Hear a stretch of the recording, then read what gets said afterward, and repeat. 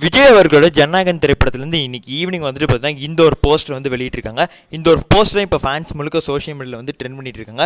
இந்த ஒரு போஸ்டர் மூலியமாக ஒரு அப்டேட் நமக்கு வந்து கொடுக்க வந்திருக்காங்க. அந்த அப்டேட்டை பற்றியும் அதே மாதிரி இந்த ஒரு போஸ்டர் மூலியமாக சில விஷயங்களை டீகோட் பண்ணியிருக்கோம். அதை பற்றி தான் பேச போகிறோம். ஃபஸ்ட்டு இந்த ஒரு போஸ்டரை வெளியிட்டதுக்கு இந்த ஒரு திரைப்படத்தை வந்து எப்படின்னா ஜி ஸ்டுடியோஸ் அவங்க தான் வந்து டிஸ்ட்ரிபியூட் பண்ண போகிறாங்களா. ப்ரீவியஸான விஜய் அவர்களோட கோட் படத்தையும் இவங்க தான் வந்து டிஸ்ட்ரிபியூட் பண்ணியிருந்தாங்க. ஓரளவுக்கு டீசெண்டாக வந்து பண்ணியிருந்தாங்க. ஸோ இந்த ஒரு சாய்ஸுமே நல்லது தான். ஸோ அதை அனௌன்ஸ் பண்ணுறது தான் இந்த ஒரு போஸ்டர் வெளியிட்டிருக்காங்க. ஸோ அதே மாதிரி இந்த ஒரு போஸ்டர் வந்துட்டு வேறு லெவலில் இருக்குது. இந்த ஒரு போஸ்டர் மூலியமாக நிறைய கேள்விகள் நமக்குள்ளே எழுது.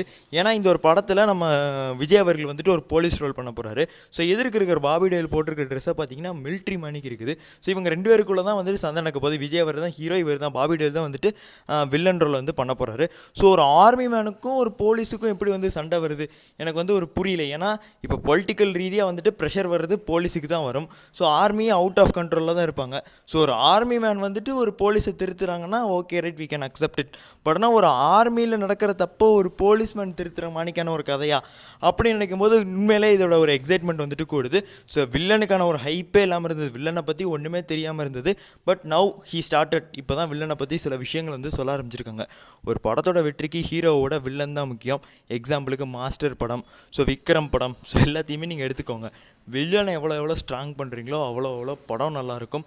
ஸோ ஹீரோவுக்கு மவுஸ் மாஸ் ஏற்றுற மணிக்கு வில்லனுக்கும் மவுஸ் மாஸ் ஏற்றினா தான் படம் வந்துட்டு ஓடும்.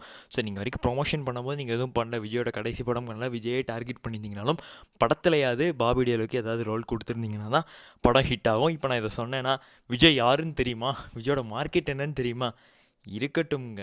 கதை நல்லா இருக்கணும்ல, கலெக்ஷன் தான் நமக்கு முக்கியமா. கதை நல்லா இருக்க வேண்டாம், விஜயோட கடைசி படம். ஸோ அந்த பாயிண்ட் ஆஃப் வியூவில் பார்க்கும்போது வில்லனுக்கு ஒரு இம்பார்ட்டன்ஸ் தேவை. இது ஒரு ஜென்ரலான கருத்து தான். ஸோ இது தப்பாக இருந்தால் விட்டுருங்க, சரியாக இருந்தால் எடுத்துக்கோங்க. ஸோ அவ்வளோதான். மிச்சப்படி இந்த ஒரு போஸ்டர் வச்சு நம்மளால் படத்தெல்லாம் எதுவும் டிஸ்கிரைப் பண்ண முடியாது.